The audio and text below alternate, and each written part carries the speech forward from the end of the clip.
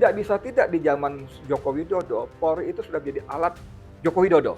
Bukan cuma alat pemerintah, bukan cuma alat negara, alat Joko Widodo. Dimulai dengan sogokan-sogokan. Secara institusi dia berikan anggaran yang sangat dasar buat Polri. Itu sogokan, Pak, menurut saya. Bagaimana nggak masuk akal sebuah institusi sendiri bisa mengalahkan institusi TNI yang 3 matra. Ditambah Mabes TNI. Dia baru menjadi kalah ketika digabung dengan Kemenhan.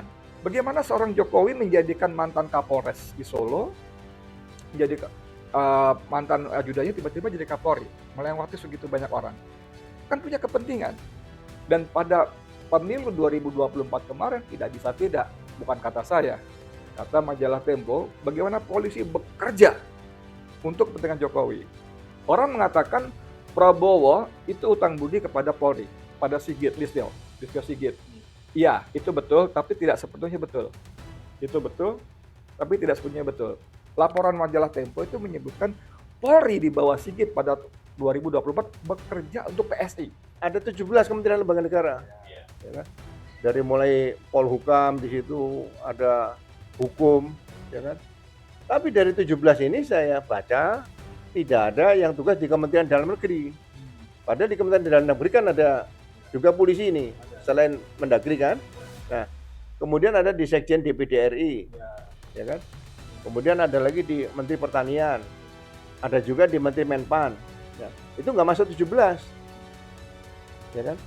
Berarti yang sebutan 17 lembaga negara ini bertentangan dengan putusan MK nomor 114. Yang rame juga menjadi bagian dari program legislasi nasional sekarang santer dibicarakan soal usulan rancangan undang-undang revisi ya tepatnya ya nomenklaturnya revisi undang-undang Kepolisian Republik Indonesia. Sebagaimana kita ketahui dambaan masyarakat terrealisasinya lembaga penegak hukum di antara lembaga penegak hukum yang lain hadirnya sebuah lembaga penegak hukum yang benar-benar bisa menegakkan hukum, merealisasikan keadilan dan kepastian hukum. Seputar persoalan revisi Undang-Undang Polri di antara yang krusial adalah soal kewenangan ya. Soal kewenangan yang harapannya sebetulnya sebagaimana yang ada di berbagai sumber media, Istana berharap bahwa terrealisasi kepolisian Republik Indonesia yang dicintai oleh rakyat ya. Dan kita masih segar dalam ingatan kita kalau kita coba melihat jejak historis dinamika kinerja kepolisian Republik Indonesia yang sangat menyentak itu adalah kasus Sambo. Verdi Sambo itu. Ini tentu sangat terkait dengan persoalan reformasi kepolisian Republik Indonesia yang sekarang ini lagi marak-maraknya dikempenkan ya dan kita melihat bahwa ada respon dalam bentuk reformasi kepolisian Republik yang disiapkan secara internal, tetapi di sisi yang lain Pak Prabowo juga menyampaikan kan soal reformasi kepolisian Republik Indonesia versi apa yang diinginkan oleh Presiden sesuai dengan kewenangan prerogatif atau hak prerogatif Presiden ya sebagai yang membawahi seluruh lembaga tinggi negara termasuk juga Kepolisian Republik Indonesia dengan kewenangan Kepolisian Republik Indonesia yang langsung di bawah Presiden yang berbeda dengan TNI ya. Kalau TNI kan di bawah Kementerian Pertahanan harus dibagi 3 matra. Kepolisian Republik Indonesia langsung dengan Presiden artinya secara budgeting, secara fiskal ruang fiskalnya lebih tinggi dan ruang kewenangannya juga jauh lebih tinggi, jauh lebih luas dan saya kira kalau wilayah pembahasannya mengenai persoalan keamanan, ketertiban umum itu terkait erat langsung dengan kepentingan rakyat. Kita tidak punya kita khawatir dan sangat menginginkan kepolisian Republik Indonesia itu independen, tidak diintervensi oleh kepentingan kekuasaan atau kepentingan politik ya karena kepolisian Indonesia itu kepolisian Republik Indonesia atau kepolisian negara Republik Indonesia ya bukan kepolisian pemerintah Republik Indonesia. Nomenklatur negara dengan pemerintah itu berbeda. Kalau pemerintah itu berarti dikendalikan oleh presiden, kalau negara ini dia menjalankan tupoksinya itu sesuai dengan amanah rakyat. Ya. konstitusi, amanah konstitusi. Alhamdulillah ini kita sudah dibersamai oleh 2 orang, dan saya kira Pak Ugro sebagai mantan Wakapolri sangat diharapkan bisa memberikan perspektif kira-kira isu di seputar persoalan revisi Undang-Undang Polri yang krusial itu isu di seputar apa, Pak? Karena ini kan banyak pembahasan mengenai harapan revisi Undang-Undang Polri, misalnya Natalius Wige sebagai Menteri HAM ya, itu menyampaikan soal usulan sipil untuk jabatan non operasional misalnya. Terus kemudian ada juga yang menginginkan polisi Republik Indonesia itu menjadi polisi rakyat. Nah, seperti apa ini? Isu krusial yang terkait dengan persoalan revisi Undang-Undang Polri. Silakan, Pak.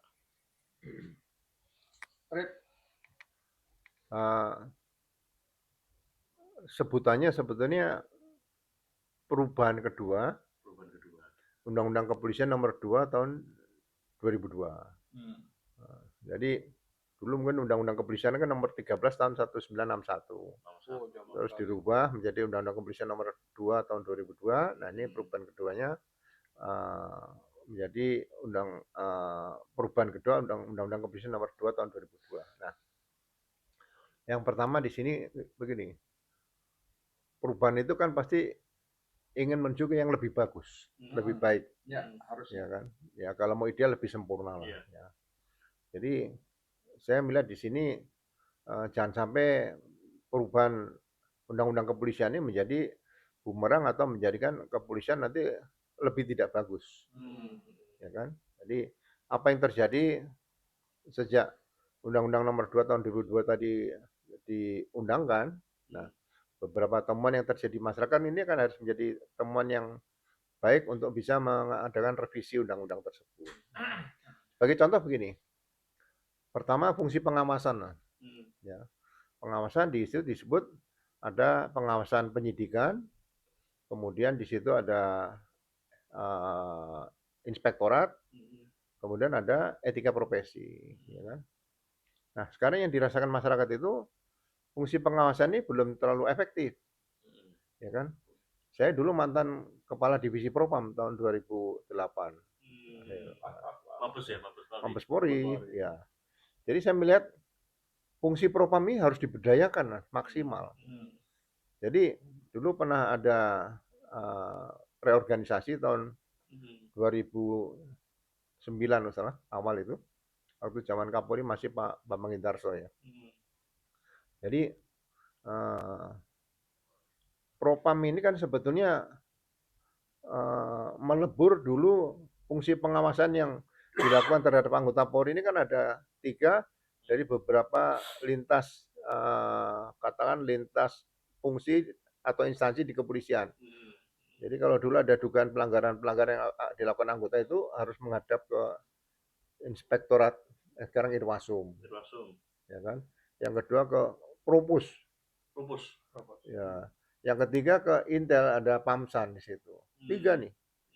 Wah, yang keliling 3 tempat. Nah, kemudian di Undang-Undang nomor 2 tahun 2002 ini dijadikan satu menjadi Propam. Nah, Propam 3 fungsi itu ya. Propam, tapi sekarang ada juga Wasidik. Ya, Wasidik. Nah, ternyata Wasidik ini kalau kita lihat kalau menganalogikan Kabar Eskrim sama dengan Jaksa Agung kan harusnya kan Kapolri nih. Levelnya nih. Kalau dikonversi lah ya kan. Nah, di situ ada Jampidum, Jampitsus, ada Jamwas. Nah, Jamwas ini bukan berarti Wasidik, jangan disamakan. Gitu loh. Jadi fungsi pengawasan kan di luar Jampidum sama Jampitsus. Ya, kalau kita lihat di Polda itu ada Dirkrimum, situ ada Wasidiknya. Dirkrimum ada Wasidiknya. Padahal yang diatur itu dalam KUHP kan gelar perkara, jadi harusnya ya di bawah Direktorat Reserse Kriminal Umum atau khusus atau narkotika atau cyber dan sebagainya itu harusnya unit gelar perkara. Pengawas perkara, jangan pengawas, gelar perkara. Karena fungsi pas ini harus masuk Propam semua. Dan inspektorat. Kalau inspektorat adalah pengawasan terhadap anggaran, kemudian atau RKAP misalnya gitu ya, kemudian juga program-program sebagainya. Tapi kalau propam ini benar-benar yang membawa polisi ke depan tuh harus eh, apa ya, sebagai polisi yang profesional, yang bersih seperti itu. Nah, di rancangan undang-undang ini perubahan kedua ini ditulis ada 3 fungsi tadi. Bagi saya sebenarnya cukup 2 fungsi pengawasan. Satu propam, yang kedua irwasum tadi. Nah, pengawasan propam ya kita lihat perkembangan ke depan. Banyak anggota yang disidangkan melanggar kode etik. Kasus terjadinya yang menimpa anggota di propam waktu itu kan ada si siapa? Hendra Kurniawan dan sebagainya dan kawan-kawan ya. Disidangkan kode etik diputus PTDH. Terus banding. Sebenarnya kode etik itu tidak perlu banding. Kode etik itu juga memutuskan yang terberat adalah seseorang dianggap tidak layak. Nah, untuk menentukan tidak layak atau masih layak ini, itu sebenarnya dibentuk lagi. Ada Dewan Kehormatan Polri atau Dewan Kehormatan Perwira Polri. Nah, Dewan Kehormatan Polri ini yang memutuskan seseorang itu layak atau tidak layak. Kalau nanti oleh Dewan Kehormatan dinyatakan layak, dia kembali lagi masih sebagai anggota Polri. Kalau dinyatakan tidak layak, berarti dia PTDH, pemberian tidak dengan hormat. Nah, siapa anggota Dewan Kehormatan Polri tadi?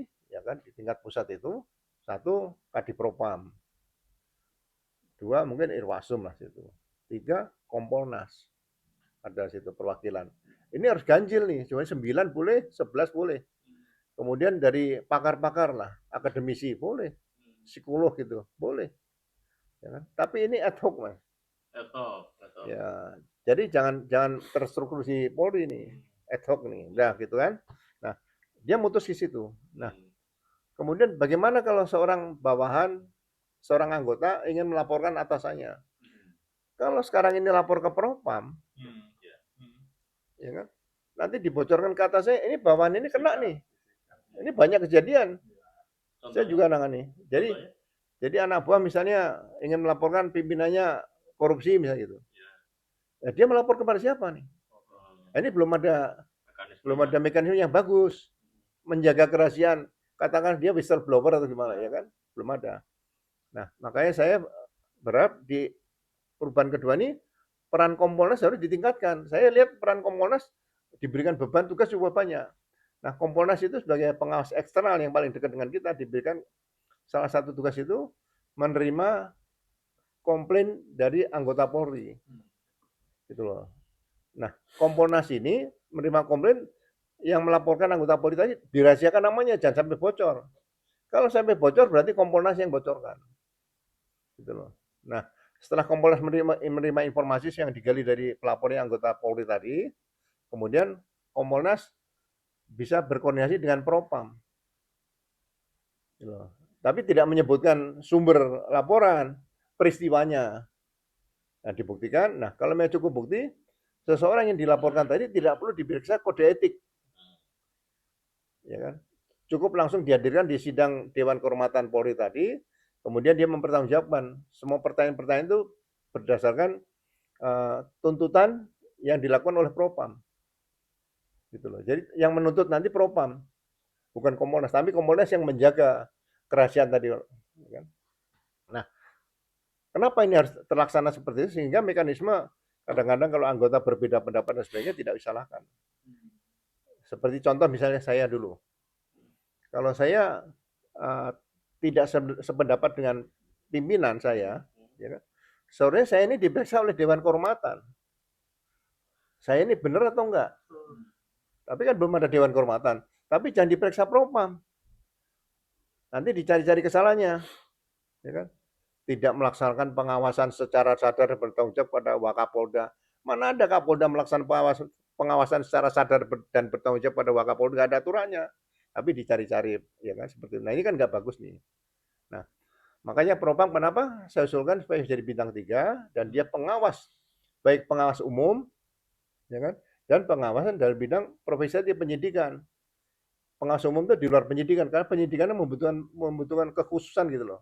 Nah, pengawas umum ini sebenarnya kalau kita ingat polisi tahun 60-an, 68, 67, Itu dulu belum ada propos. Hmm. Namanya P2U, Apa itu? Polisi Pengawas Umum. Oh. Dulu helmnya putih sama kayak propos nih.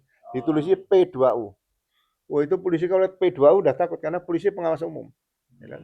Makanya saya katakan, nah, Propam tadi yang pengawasan penyidikan dimasuk bagian dari kepropaman. Nah, kemudian bagaimana propam ke depan nanti diatur dengan peraturan pemerintah atau peraturan kepolisian atau peraturan Kapolri, ya kan? Propam ini jabat bintang 3. Anggota Propam Mabes Polri itu paling rendah pangkatnya AKBP yang sudah Sespim, sudah pernah Kapolres. Dan dia bisa naik pangkat di situ jabatan fungsional. Sebagai penuntut kalau ada dugaan pelanggaran etika pimpinan dan sebagainya di situ. Jadi anggota yang bertugas di Propam dari AKBP tadi bisa mencapai pangkat bintang 2 di Propam. Jangan cepat-cepat pindah. Karena nanti ada benturan pada saat tugas di daerah, ketemu Kapolda yang pernah dia periksa nanti. Nah, itu masalah. Tapi kalau di Propam dia bertugas sampai bintang 2 dengan jabatan fungsional, setelah bintang 2, ya jabatan fungsional ya, dia bisa menjadi Kapolda tadi. Sehingga Kapolda itu rata-rata sebagian besar adalah ex Propam. Nah, itu akan menjadi fungsi yang sangat ideal di kepolisian. Jadi sekali lagi fungsi pengawasan kalau saya lihat di perubahan undang-undang kepolisian ini disebut ada 3. Yang pertama adalah pengawasan penyidikan, kedua masalah inspektorat atau irwasum, yang ketiga adalah etika profesi Propam. Jadi cukup 2 saja, irwasum dan Propam. Itu yang pertama. Yang kedua berkaitan dengan masalah usia nih. Ini yang menarik, usia nih banyak ditanyakan, ya kan?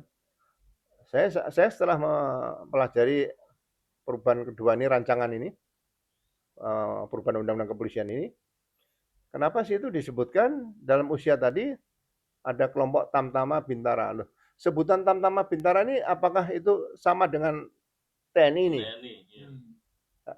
Ya kan? Jadi kelompok kepangkatan loh. Di Polri ini kan harusnya ada Bayangkara, kemudian di atasnya brigadir, kemudian perwira. Ya kan? Perwira ini bisa perwira pertama, menengah, dan perwira tinggi. Ya itu saja. Ada 5 kelompok. Jangan dikelompokkan gini di perubahan undang-undang ini. Rancangan perubahan undang-undang ini. Tamtama, Bintara, perwira sampai dengan kombes. Ya kan? Kemudian ada bintang 1, bintang 2, bintang 3, bintang 4. Jenjangnya seperti TNI, Bang. Ya, sama nggak ada masalah. Cuma pengelompokannya kok perwiranya sampai dengan kombes, dari Ibda sampai kombes nih. Ibda, Ibtu, AKP, AKBP, kombes 5 nih. Nah, patinya dipisah, bintang 1, bintang 2, bintang 3, bintang 4. Nah, kenapa yang aneh di situ bagi saya begini. Dari Tamtama Bintara sampai Pati bintang 3, berarti dari Tamtama Bintara, perwira sampai dengan komisaris besar, kemudian Pati bintang 1, bintang 2, bintang 3. Itu usianya 60. Yang mempunyai keahlian sampai 62. Ya kan? Tapi ada klausul yang agak bagi saya menggelitik saya itu, bintang 4 sama 60. Tapi bisa mencapai 63 atas kebutuhan presiden, bukan kebutuhan negara loh. Ya kan? Nah, ini ada apa seperti ini? Seharusnya yang usianya bisa melebihi 60 itu adalah jabatan-jabatan fungsional atau ahli. Ya kan? Makanya saya katakan, saya ambil referensi misalnya Hakim Mahkamah Konstitusi. Itu usianya 70. Tapi kan itu fungsional, Hakim Mahkamah Konstitusi kan nggak patroli, nggak menyidik lagi, hanya memeriksa berkas di situ kan, Nah, kemudian kalau penasihat ahli Kapolri kita lihat, masih ada Pak Arianto, Jenderal Arianto, Jenderal Ito Sumardi, kan usianya di atas 70. Ya kan? 75 ya, Arianto malah. Iya. Ya, Pak Arianto. 3 semua, 3 sama 2, Pak Arianto bintang 2. Ya. Bekas Kapolda. Ya, seharusnya kalau masih dibutuhkan tenaga di Polri, jangan buru-buru pensiun, tapi jabatan fungsional. Ya kan? Jadi fasilitasnya juga masih menggunakan fasilitas dinas. Ya kan? Seperti Pak Krisnanda, kan orangnya pinter nih. bisa diperpanjang jabatan fungsional, nggak usah pensiun, seperti itu. Nah, justru yang sekarang perlu kita berikan perhatian itu adalah piramida segitiga jabatan struktural di Polri itu, tetap Kapolri itu masuk di situ. Bintang 4 itu satu, nggak boleh lagi ada bintang 4 di luar Polri. Di luar Kapolri. Di luar Kapolri ya, ya betul di luar Kapolri. Ya kan kalau pensiunan di luar Kapolri bintang 4 itu ya sayang piramida kepangkatan ini berarti dilanggar. Gitu loh.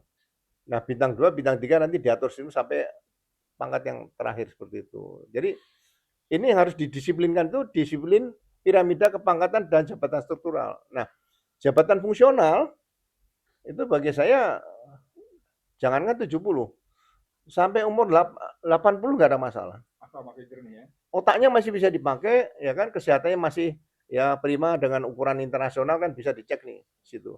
Daripada pensiun buru-buru, ya kan. Jadi kalau orang di jabatan fungsional misalnya bintang 1 ya usia 60 pensiun ya harusnya. Tapi kan jabatan fungsional dia masih bisa naik bintang 2 lagi nanti 2 tahun. Bisa naik bintang 3, jangan bintang 4. Bintang 4 batasi 1. Jadi itu ada semacam penghargaan karena dia memang dibutuhkan oleh organisasi daripada tugas-tugas di luar, ya kan, jabatan-jabatan di kementerian. Nah, ini nanti nyambung nih, nyambung dengan di dalam perubahan kedua ini. Nah, itu yang nyambung bagi saya tanda tanya adalah jabatan-jabatan di luar struktur Polri, ya kan. Memang di pasal 28 bunyinya udah jelas.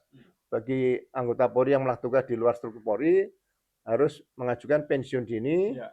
atau mundurkan diri. Ya situ. Tapi di penjelasan berbeda, ada yang penugasan Kapolri kecuali gitu. Nah, itu sudah dibatalkan di putusan MK nomor 114 tahun 2025. Tapi sekarang diakomodir nih di RU nih. Kenapa diakomodir? Jadi pasal 281 yang ketiga itu bahasanya masih sama, ya kan? Jadi anggota Polri yang melakukan tugas di luar Polri harus mundurkan diri atau pensiun dini kan gitu. Tapi di situ ditambah kecuali kebutuhan presiden. Bukan, kecuali tugas di beberapa kementerian. Ada 17 kementerian lembaga negara, ya kan? Dari mulai Polhukam di situ ada hukum, ya kan? Tapi dari 17 ini saya baca tidak ada yang tugas di Kementerian Dalam Negeri. Padahal di Kementerian Dalam Negeri kan ada juga polisi ini, selain Mendagri kan. Nah, kemudian ada di Sekjen DPD RI, ya kan. Kemudian ada lagi di Menteri Pertanian, ada juga di Menteri Menpan. Ya, itu nggak masuk 17, ya kan. Berarti yang sebutan 17 lembaga negara ini bertentangan dengan putusan MK nomor 114. Ya kan? Nah, yang aneh lagi di pasal terakhir itu perubahan ini disebutkan bagi anggota Polri yang bertugas di luar struktur Polri, di luar 17 yang ditentukan dalam rancangan tadi, ya kan? Itu sebelum undang-undang ini diundangkan harus alih status menjadi aparat sipil negara. Siapa yang mau bangga dengan Polri-nya terus alih status, ya kan? Dan tidak masuk kelompok 17. Tapi bagi saya 17 lembaga itu bertentangan dengan putusan MK. Jadi sekali lagi, karena ini produknya Komisi 3 DPR RI, ya bagi saya jangan sampai perubahan kedua undang-undang kepolisian ini justru akan menjadikan Polri lebih kecil lagi, lebih tidak bagus lagi. Ya kebanggaan kita yang sebagai senior-senior pernah bertugas di Polri ini membaca rancangan perubahan kedua undang-undang kepolisian nomor 2 tahun 2002 ini, ya saya katakan ya saya sebagai seorang Purnawirawan Polri merasa kecewa kok anggota DPR kok tidak bisa melihat Polri secara utuh, kok tidak ada yang ingin membesarkan Polri ini supaya benar-benar lembaga yang independen dicintai rakyatnya, ya kan? Ngapain harus tugas di luar? Kalau jabatan fungsional tadi, Mas, ya kan? Bisa sampai bintang 3, ya kan? Dengan fasilitas gaji, kemudian tunjangan jabatan, tunjangan kinerja, tunjangan lain-lain dan sebagainya sudah cukup tinggi. Ya, kenapa harus pergi ke luar Polri? Ya kan? Kalau ingin cari pangkat di dalam Polri masih cukup banyak yang bisa diisi. Ruang perannya aja yang berlebar. Iya, dan tidak ada lagi nanti jabatan ke depan tuh analis kebijakan anjak tuh nggak ada. Yang analis kebijakan dulu tuh seperti penyakit yang perlu disembuhkan, Mas. Nggak bisa itu. Nah, ini kalau jabatan fungsional diperbanyak, ya kan? Misalnya jabatan dia sebagai apa? Koordinator pengawasan di bidang koordinator penyidikan tidak pidana nih. Ya kan? Koordinator penyidikan tidak pidana kan bisa dijabat bintang 1, bintang 2, bintang 3 di Bareskrim. Tapi bukan Wasidik. Wasidik sudah diserahkan ke Propam. Nah, Propam itu nanti ahli-ahlinya atau jabatan fungsional juga banyak di situ. Jadi ya mari duduk bersama dulu, jangan dipaksakan bahwa usia 60 ya kan. Kemudian hanya Kapolri yang bisa sampai 63. Loh, sesuai kebutuhan presiden. Kenapa nggak ditulis sesuai kebutuhan negara? Itu secara substansi, secara material ada. Ada. Jadi kalau misalnya dalam revisi ada. Nah, jadi kalau memang kita konsekuen, anggota Polri dari mulai Bayangkara 2 sampai pangkat jenderal itu dalam jabatan struktural itu 60. Nah, ini nanti pengaruhnya juga seperti pendidikan nih, Mas. Ini pendidikan ini juga diatur. Jadi rancangan undang-undang ini harusnya mengatur yang pertama kelompok pangkat. Kelompok pangkat di Polri ada berapa? Ya, saya katakan ada Bayangkara, Brigadir, Perwira Pertama, Perwira Menengah, Perwira Tinggi. 5 aja. Jadi jangan dibagi Tamtama, Bintara, Perwira sampai dengan Kombes, bintang 1, bintang 2, bintang 3, bintang 7.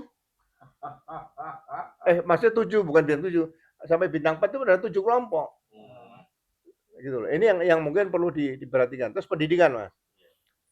Justru pendidikan tidak diakomodir di sini. Kenapa? Ya, bagi saya anggota Polri, calon-calon anggota Polri ini kan sudah lulus pendidikan menengah, Mas.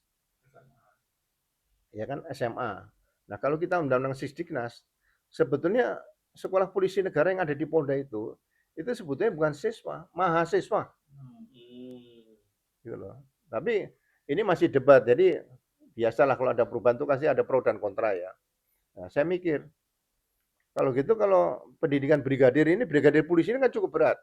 Disiapkan jadi penyidik pembantu, penyelidik, ya kan? Kemudian jadi apalagi misalnya tugas-tugas yang bidang hukumnya memeriksa misalnya gitu. Atas perintah penyidik kan bisa melakukan. Nah, seharusnya sejak reformasi tadi pendidikan brigadir ini minimal 3 tahun. Sekarang 6 bulan. 7 bulan. Nah, kenapa 3 tahun? Ya kan? Karena setelah 3 tahun berarti dia masuk polisi umur 18. Ya kan? Umur 21 dia bribda. Ya kan?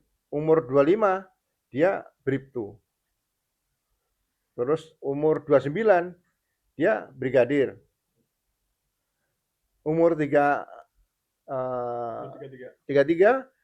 dia brigadir kepala. Nah, setelah 33 masa kerja 2 tahun, dia ambil S1 di STIK. Kan tadi lulus brigadir diploma 3, Mas. 3 tahun kan? Nah, umur 35 dia ikut S1 di STIK. Nah, sampai umur 37 dia lulus STIK, itu sudah dapat S1 dan sudah naik menjadi perwira. Alih status IPDA. Maksud IPDA. Ya kan? Jadi umur 37 seorang lulusan brigadir tadi pasti sudah IPDA. Nah, kalau usia sampai 60, berarti kan masih ada waktu 23 tahun. Jadi pensiunan brigadir nantinya itu semuanya minimal komisaris besar. Ya, jangan bintang 1, komisaris besar. Ya kan? Nah, baru nanti tamtama harusnya kan tetap setahun. Tamtama setahun kan D1 nih. Nah, saya juga mengusulkan kalau bisa pangkat tamtama jangan terlalu banyak. Tamtama sekarang tuh ada 6. Barada, Baratu, Baraka. Kopda, Koptu, Kopka. Udah. Tamtama. 6 kalau kali 3 tahun 18 tahun jadi tamtama. Nah, bagi saya tamtama juga Barada, Baratu, Kopda, Koptu ya. Jadi 4. 4 kali 3, 12 tahun. Ya kan? Jadi dia pendidikan umur 18 itu, D1 umur 19 sudah jadi polisi, Mas. Ya kan? 19 tambah 4 kali 3, 12, berarti umur 31. 31 dia ambil sekolah brigadir 2 tahun. Jadi umur 33 dia udah bribda. Nah, bribda nanti berarti tinggal tambah sampai berapa tadi? Sampai bribda, terus dia naik sampai brigadir kepala, ikut STIK. Jadi dia nanti pensiun tamtama polisi itu, begitu pensiun adalah AKBP, hitungan saya situ. Nah ini harusnya diatur nih. Dan pendidikan di polisi itu nanti setelah lulus pendidikan pembentukan tidak perlu seleksi lagi. Jadi tidak ada lagi nanti pensiunan yang brigadir itu masih pangkatnya IPDA, IPTU, AKP, enggak ada. Semuanya pasti kombes. Seperti itu. Nah itu perlu dirumuskan dalam RUU ini. Bagaimana ngaturnya sebagai undang-undang, sebagai dasarnya, nanti induknya bagaimana, pelaksanaan seperti itu. Jadi hal-hal seperti ini bagi saya, ya makanya saya senang bicara seperti ini, karena saya tetap cinta Polri, bagaimana undang-undang itu bisa berlaku secara umum. Tidak khusus pangkat itu hanya bintang 4 bisa diperpanjang 3 tahun, ini kan aneh nih angka 3 dengan angka ahlinya 2 tahun. Jadi apakah jabatan bintang 4 itu lebih tinggi daripada ahli? Harusnya ahli ini bisa dijabat oleh bintang 3 ke bawah seperti itu, atau jabatan fungsional bisa dijabat oleh bintang 3 ke bawah seperti itu. Ya. Itu saja, Mas. Ya, sampai ke umur dulu Pak ya, nanti dilanjutkan. Ya, saya ini ke Bang Edi Mulyadi, seorang wartawan melihat revisi Undang-Undang Polri dengan latar pernah dipenjarakan kasus KM 50 dan catatan-catatan law of enforcement terkait dengan peristiwa hukum ya, mulai izin buang anak dan lain sebagainya. Anda melihatnya seperti apa? Revisi Undang-Undang Polri dengan latar kinerja kepolisian Republik Indonesia dengan berbagai dinamikanya. Terima kasih. Assalamualaikum warahmatullahi wabarakatuh. Waalaikumsalam warahmatullahi wabarakatuh. Koreksi dikit, saya di penjara bukan karena KM 50, tapi soal IKN. Walaupun kemudian saya yakin IKN itu hanya pintu masuk aja. Saya diincar di KM 50-nya sebetulnya. Tapi saya nggak mau ngomong soal itu. Saya nanti sangat personal kalau ngomong seperti itu. Saya yang Pak Ugro jelaskan panjang lebar tadi itu jeroan yang teknis ya. Saya nggak gitu paham segala macam. Cuman tadi saya pikir kalau orang lulus SMA lalu 3 tahun baru jadi bribda, waduh masa kayak kesuwen gitu loh. Semoga temannya di TNI lulus SMA masuk Akmil ya, 3 tahun jadi Secapa. enggak yang masuk itu Akmil. Bukan Cabar. Akpol masih ada lain lagi. Lah ya makanya kan kesuwen, kasihan. Tapi udahlah biarlah itu udahlah, saya nggak bilang gitu. Saya hanya melihat bahwa ada apa gitu loh. Tadi kan secara sangat sepintas Pak Ugro menyinggung kok ini bisa ada pembahasan revisi kedua hal-hal seperti ini di Komisi 3. Saya mau lihat gambar besarnya di DPR, bukan Komisi 3 aja. Itu kan beberapa hari kan beredar meme. Bagaimana ternyata sekian puluh persen anggota dewan kita itu pendidikannya SMA. Dari 500 sekian orang itu hampir 200 SMA. Anda bisa bayangkan ke anak-anak SMA ini ya, membuat undang-undang gitu loh. Membuat undang-undang yang nanti akan mengikat seluruh warga negara bangsa ini. Itu aduh gila ini. Gila banget. Bagaimana mereka juga secara isi otak, maaf kalau saya kasar ngomong gitu, juga nyaris nggak ada apa-apa.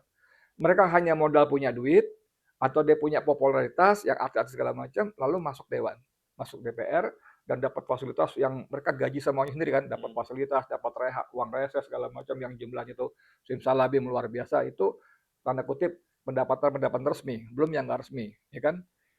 Bukan gosip lagi bahwa setiap RUU yang maju ke DPR untuk dibahas itu kan berebut, masuk prolegnas segala macam, walaupun faktanya ada juga tiba-tiba nyelonong. IKN itu sama sekali nggak masuk prolegnas.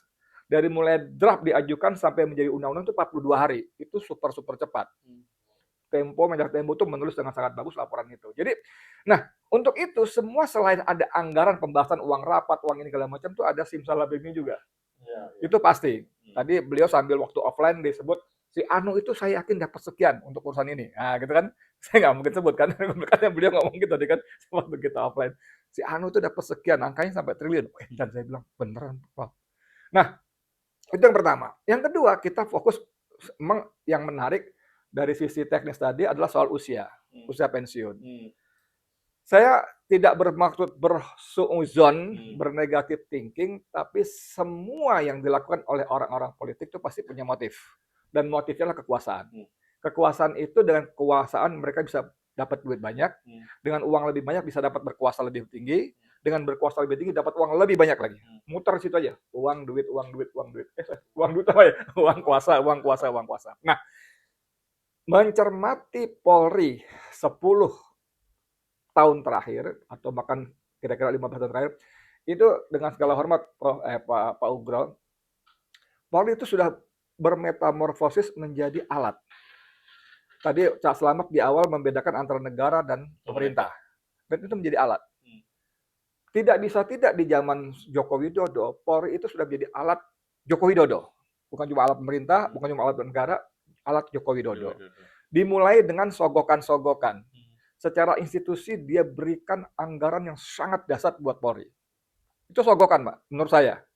Bagaimana nggak masuk akal sebuah institusi sendiri bisa mengalahkan institusi TNI yang 3 matra. Ditambah Mabes TNI.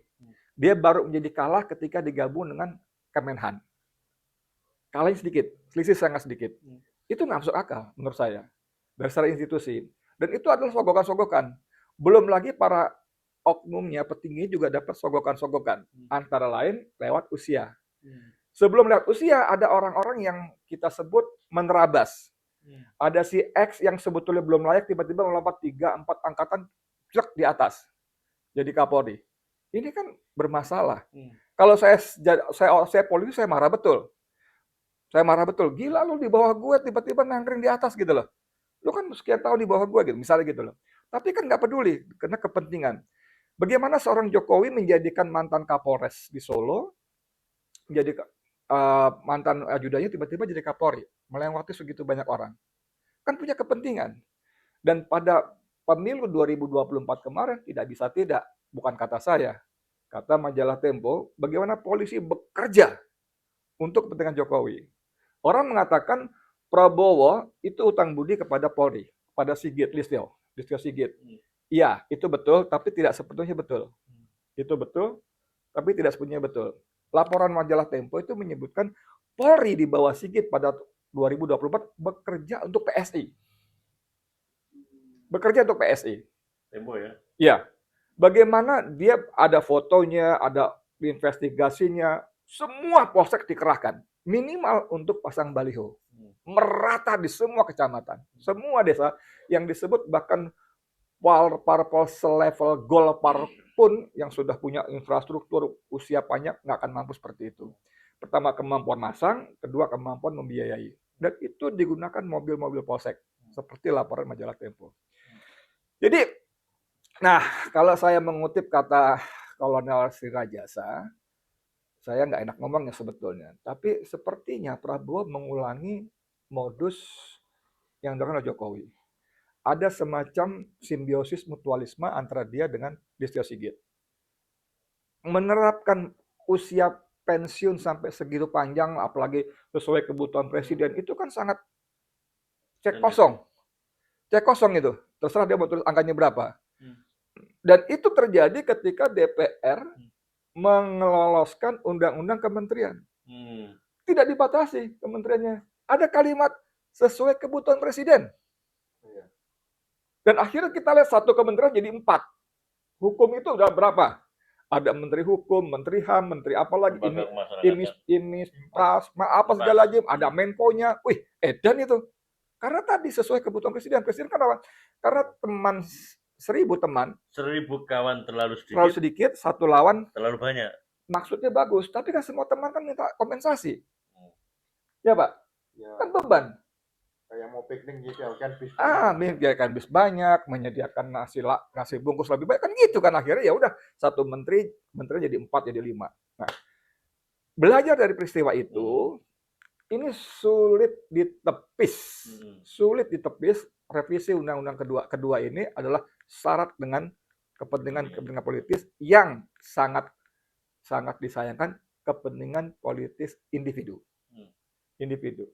Listio Sigit tuh siapa sih nggak bunyi copot deh, pecat dia. Tukang cilok aja barangkali ngomong seperti itu loh, apalagi kita aktivis. Tapi bukan cuma nggak dicopot, dikasih hadiah bintang Mahaputra lah segala macam, diperpanjang lah segala macam. Ini nggak bisa nggak. Pasti ada kepentingan politis. Nah, di sini persoalannya. Saya nggak tahu kita bisa apa. Kita bisa apa, bunyi kencang sudah, apa sudah, segala macam. Tapi memang kalau kita baca komentar-komentar netizen, komentar-komentar orang-orang di grup-grup WA, itu kan semua bermuara pada orang-orang seperti ini.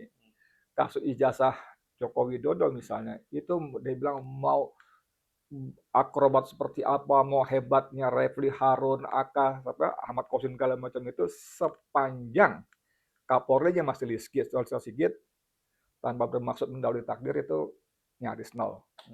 Karena memang dia tegak lurus ke perintah Jokowi. Cuman karena dia sampai sekarang belum bisa full melaksanakan, memang ada sebab-sebab lain yang sulit dia terabas begitu aja. Nah, saya nggak tahu orang-orang seperti Pak Ugro ini kan rajin bunyi, nulis barangkali, tapi bunyi-bunyi podcast ini kan banyak memberikan pencerahan-pencerahan. Yang saya sebetulnya tidak ingin mengatakan useless, tidak, itu bagus pencerahan. Cuman ketika itu harus sampai ke telinga orang-orang yang mengambil keputusan, apa mereka mau mengambil keputusan, loh, gue dengan begini gue bisa lebih enak kok, lebih panjang kekuasaan gue. Tadi kan beliau waktu offline kan dia ngobrol bagaimana saat Kapolda di sebuah daerah, dia berusaha menegakkan aturan, bahkan hanya sekadar bertanya pun dia mendapat teror. Saya sampai bilang, Kapolda loh, diteror loh. Tanda kutip sama anak buahnya gitu kan. Aneh-aneh gitu loh. Nah, apalagi kita gitu loh. Cuman akhirnya gini, saya suka beliau mengatakan, walaupun apapun, bagaimanapun, kita punya Allah. Ya, punya Allah yang kata orang Jawa, boten sare. Boten sare. Ini penting sekali karena tugas kita memang melakukan. Just do it, nanti biar Allah yang tentukan. Gitu, makasih. Ya, Pak Ugro. Tadi kan Pak Ugro sampaikan itu kan pendekatan struktural terkait dengan struktural ya. Kalau saya melihatnya kan struktural karena pendekatannya melalui revisi Undang-Undang Polri. Nah, daftar inventarisir persoalan yang terkait dengan kinerja kepolisian Republik Indonesia sebagian tadi disebut oleh Bang Edi Mulyadi, problem sentral terkait dengan kepemimpinan yang luar biasa ya kalau kita melihat itu, karena itu menjadi pertanyaan dan kegelisahan publik ya. Sekian tahun memimpin itu kan dengan berbagai legacy yang masyarakat saya kira juga sudah melihat semuanya. Seberapa itu gayung bersambut dengan pembenahan secara kultural, mentalitas kepolisian Republik Indonesia. Itu kan pendekatan strukturalnya kan sudah disampaikan tadi, soal pengawasan, lembaga pengawasan, soal usia, soal peran lebih di internal kepolisian Indonesia supaya bisa mengakomodasi tidak haruslah keluar dari kepolisian Republik Indonesia sehingga tetap bisa solid memenuhi ruang-ruang peran yang ada di internal kepolisian Republik Indonesia. Cuman pertanyaan krusialnya itu soal mentality ini loh Pak. Mental. Kita akan masih melihat soal misalnya bagaimana kes-kes terkait dengan keterlibatan kepolisian Republik Indonesia pada persoalan-persoalan misalnya illegal mining. Kemarin siapa namanya? Seorang Ismail Bolong, bahkan Pak Sambo kan nyampaikan kan, Pak Sambo itu kan bintang 2 ya. Kalau ada persoalan di kepolisian di bintang 2 itu artinya di atasnya itu punya problem dia. Problem di atasnya ini kan soal mentality yang tidak sederhana, yang menjadi concern Salah satunya saya kira soal reformasi yang diimplementasikan melalui revisi Undang-Undang Polri. Dan pertanyaan keduanya juga sinkronisasi antara maksud substansi dari reformasi Polri yang kemarin disampaikan oleh Pak Prabowo dengan reformasi kepolisian secara internal itu di mana kesesuaiannya, sinkronisasinya di mana, Pak? Itu Pak, dua pertanyaan saya, Pak. Ya sebetulnya yang bagus itu fungsi pengawasan diperkuat. Gitu loh. Jadi saya katakan tadi kan salah satu dalam revisi perubahan kedua tadi Undang-Undang Kepolisian tadi kan fungsi pengawasan itu kan oleh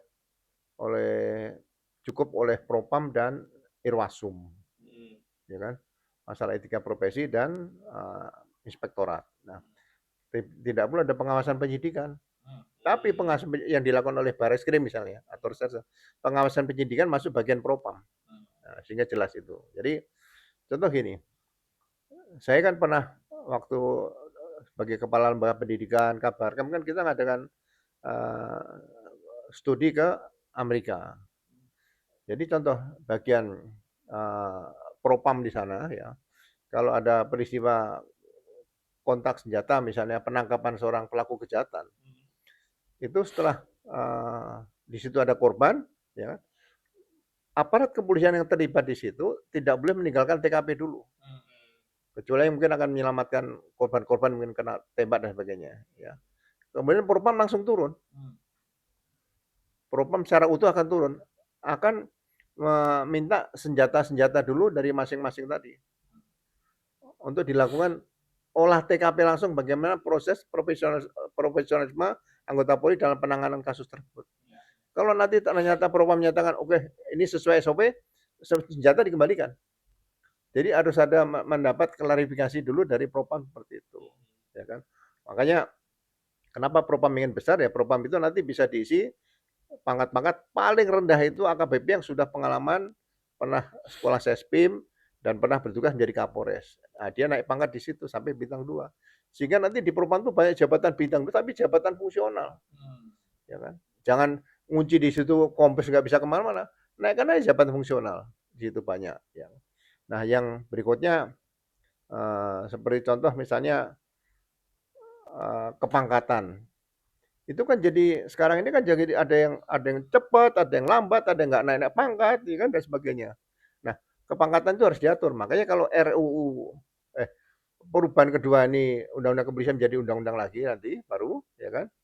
Nah, itu harus ditindaklanjuti dengan beberapa peraturan pemerintah atau peraturan Kapolri yang menyesuaikan dengan undang-undang baru nanti. Ya, contoh begini, saya membaca KUHP yang Undang-Undang Nomor 1 Tahun 2023. Itu pasal 624 itu kan baru saya temukan sekarang ini bahwa undang-undang ini akan diberlakukan 3 tahun terhitung setelah undang-undang tersebut diundangkan. KUHP ya? Ya, itu 624 KUHP. Nah, di Undang-Undang Kepolisian sama. Undang-Undang Kepolisian yang baru, perubahan undang-undang tadi, ya kan akan diberlakukan 2 tahun setelah undang-undang ini terhitung sejak diundangkan tadi. Jadi kalau misalnya undang-undang ini jadi 2026, berarti akan diberlakukan sejak 2028. Kalau 2027 berarti 2029. Kenapa ada masa ini? Karena ini harus diatur nih, Mas.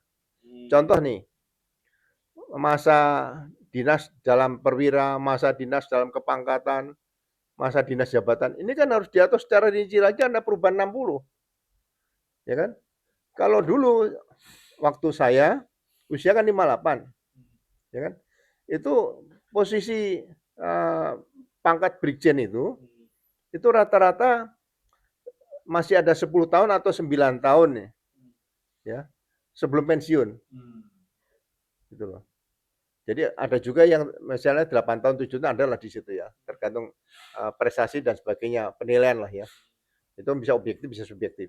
Nah, sama kalau ini nanti usia 60, itu berarti pada saat dia usia 50, ya kan? Kan kalau lulus Akpol, Akademi Kepolisian tadi, kan umur 22. Jadi setelah dinas 28 tahun atau 27 tahun, nggak ada masalah. Baru masuk posisi perwira tinggi, gitu loh. Jadi menggunakan pangkat perwira tinggi itu jangan sampai terlalu lama, ya kan? Kenapa saya katakan 27 masuk atau 28 tahun setelah dinas tadi baru masuk jajaran perwira tinggi? Ini kalau nggak diatur secara benar, ya nanti begini mas. Jadi lulusan Akpol 2000 nih, ya kan? Lulusan Akpol 2000 itu nanti pada saat 2028 baru bisa masuk jajaran perwira tinggi. Menengah dulu. Akpol 2. Enggak, maksudnya lulusan Akpol nggak IPDA nih.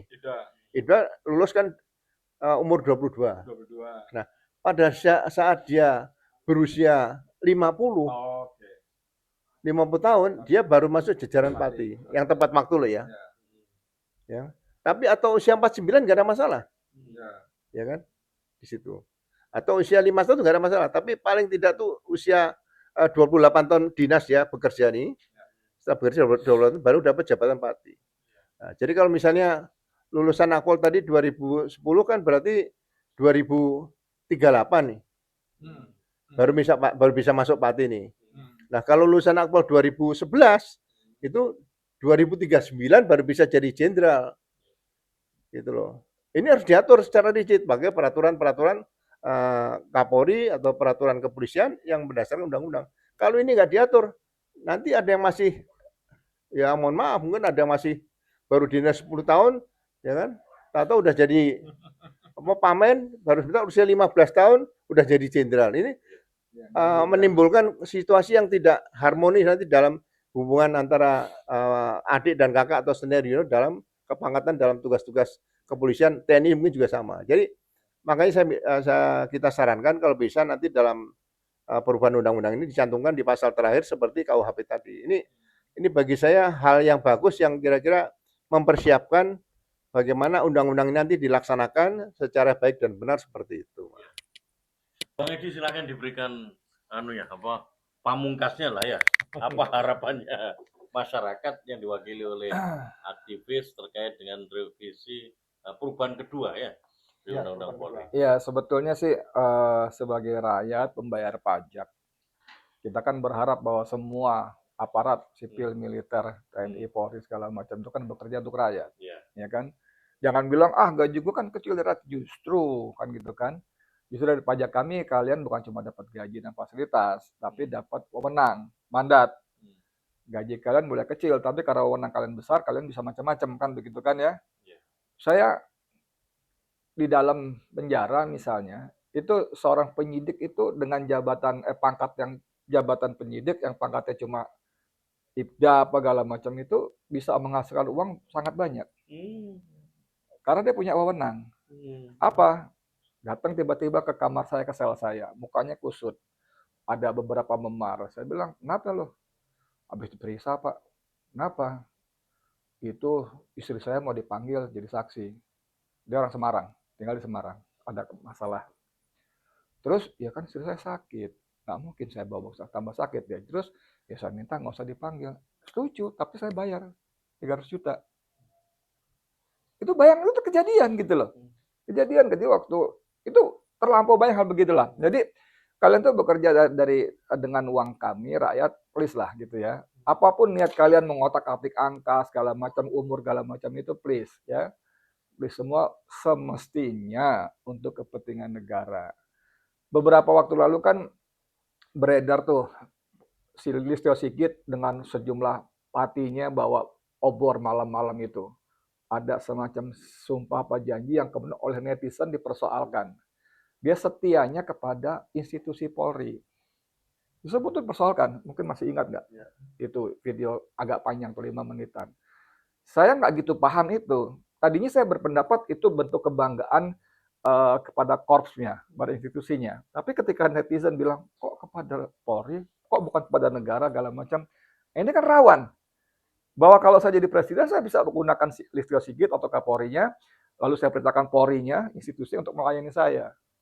Tapi kalau misalnya untuk kepentingan negara, secara teori, ketika saya presiden mengusulkan ini itu, maaf Pak Presiden, yang Bapak perintahkan melanggar kepentingan negara. Sumpah jabatan saya, demi Allah saya akan melakukan bla bla bla begitu.